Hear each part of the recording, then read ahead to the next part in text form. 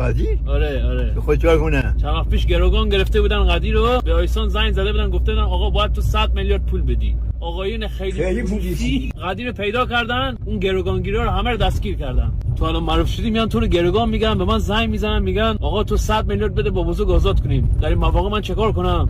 پول بدم بهشون؟ ما گروگان میگیرن. ببین تو الان معروفی دیگه، منم میدونم تو رو. معروف بودم گروگان میگیرن؟ آره گروگان میگیرن. چرا؟ الان گرفتن دیگه، پدر آیسان اسلامی گروگان گرفتن. چرا؟ گروگان میکشن بره. معروف شدی با حواست جمع بشه، این برنامه رو میدی هر جا نری. آخه چرا معروف بشم دلش؟ آقا میگه دیگه میچونه میرن.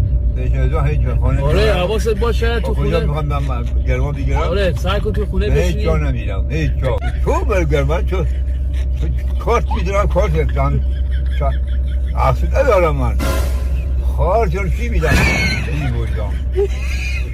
گروگان میگیرم. خودی اجدر میاد تو رو گروگان میگیره. نه ولش کن. خودی اجدر انگشتش دیدی؟ چقدر باشه دیگه. آقا انگشت. ندیدم. در بازه. الان شبه.